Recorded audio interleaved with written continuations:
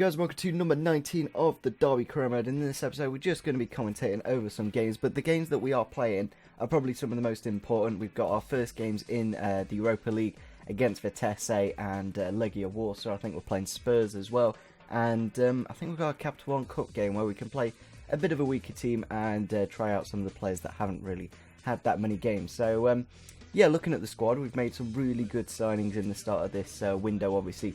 Mane, cracking signing, Antonio, and Christensen and Jenkins in the defensive department as well. So, looking at the Vitesse lineup, they've got a couple of Chelsea players, Baker and Solanke, and I think there's a couple of other players in that team that are pretty good. I think that centre attacking midfielder, I'm not even going to try and pronounce his name, he's not bad as well. So, going into the game here, first 20 minutes, Mason Bennett with the header, and somehow, I'm not too sure how, but that does go down as Joe Allen's goal. It never went towards me, and I didn't control Joe Allen at any point. It literally just came off him, and he was kind of in the right place at the right time to get it past the keeper. But unfortunately, a few minutes later, he does get injured, and I think it's going to be quite a lengthy injury, maybe 1 or 2 months out injured, which does mean we can play some players that haven't played that many games, like Bryson, and we may have to consider recalling Jamie Hansen if we do need extra midfielders. So we go into the last 5 minutes, and as you can see there, Vitesse score an absolutely insane goal.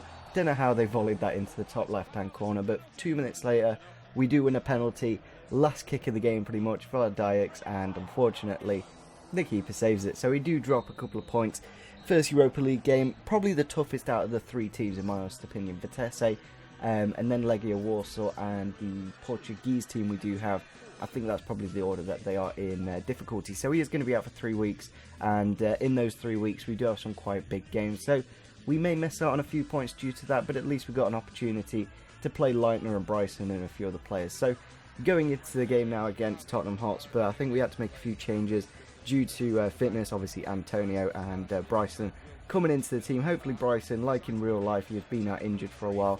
And then he's come back to the squad, and he's actually really good now. And as you can see there, Sarabia, the former Derby County player, we did sell him in this window in a swap deal for Ben Davies, who is in our lineup today.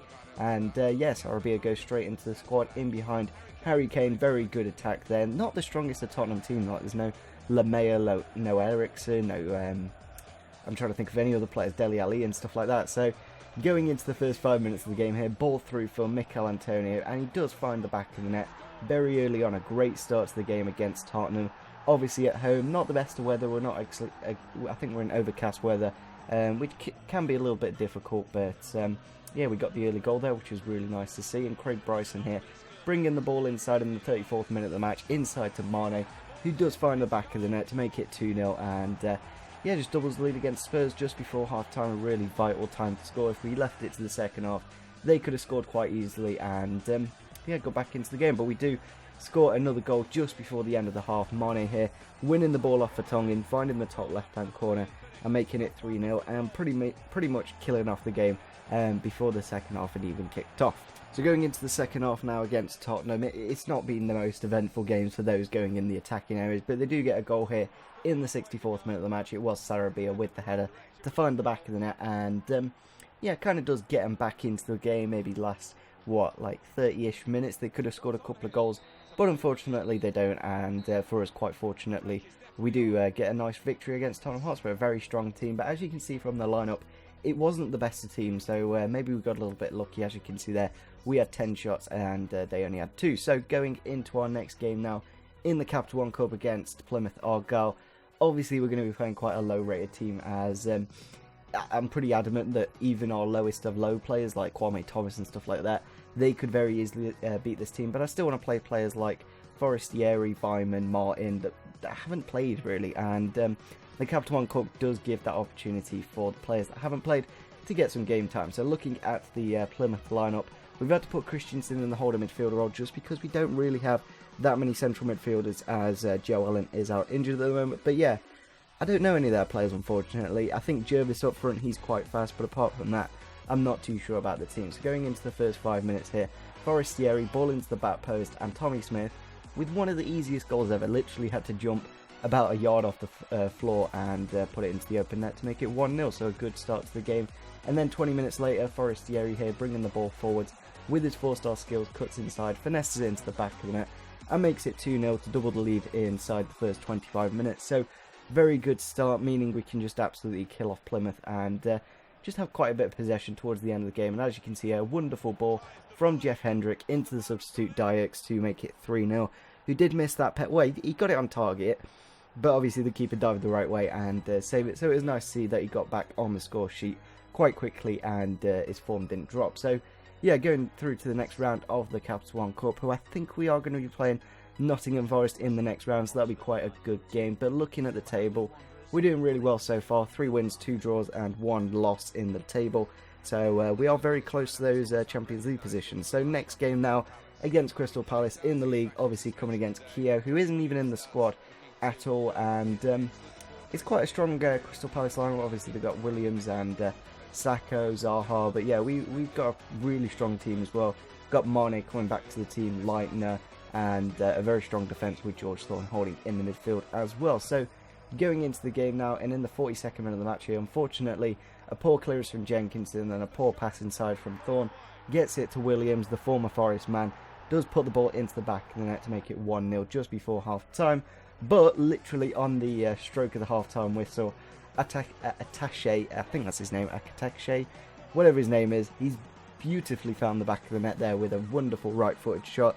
When he's only got like 2-star weak foot as well, I'm quite surprised he did find the back of the net with that goal. But nevertheless, into the 72nd minute of the match here, ball inside to Thomas Ince from Jenkinson, who does find the back of the net with an equally good goal there to make it 2-1 and to get us into the lead. Very nice goal indeed. And then into the last 5 minutes, punching with the ball into the back post, and unfortunately Ben Davies missing out the header, and Zaha does find the back of the net to take away a couple of points from us. But away from home against Crystal Palace, a very good defensive team with the likes of what I think his name is, MacArthur and Kabaye holding in the midfield. It's a very strong team to break down. So looking at the calendar, as you can see there, towards the end of the month, in the next episode, we are going to be playing against Nottingham Forest. That'll be a really good game to see how we do against. So looking at the next game lineup against Legia Warsaw in the Europa League, I really don't know too many of their players. I think Duda, the centre attacking midfielder, he's quite good, so I'm going to have to look out for him. So into the 56th minute of the match here, ball through, then out wide to Duda, who does find the back of the net straight away there to make it 1-0 in the first 60 minutes of the match. But 2 minutes later, Leitner inside, past the defender, who does trip him up, and he does win the penalty to potentially get us back into this game. Jamie Vardy on the pitch at this point to be able to put it into the back of the net to make it 1-1 and to get us back into the game.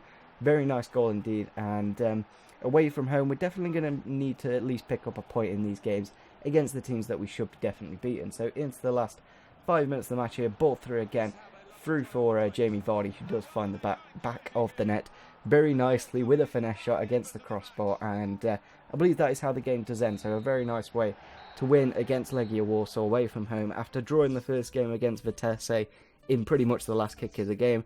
To be able to do that for ourselves and to get the 3 points, that was very good. So I think we're going into our last game of the episode now against Hull City, a team that we're doing quite well against in the Championship at the moment. Like we tend to beat them. I think we've beaten them both times in this season, so that was quite good to see. So looking at their lineup, they've got Diarme and Livermore holding in the midfield, Maloney, Berg the striker, I think he's Swedish, very good target man, Klukas out wide, and Robertson, one of our targets in the summer, in the left back position. So going into the first 30 minutes of the match here, Berg finding the back of the net, obviously Diarme holding up the ball very nicely, dragging the keeper out, and Berg does find the back of the net with an open goal.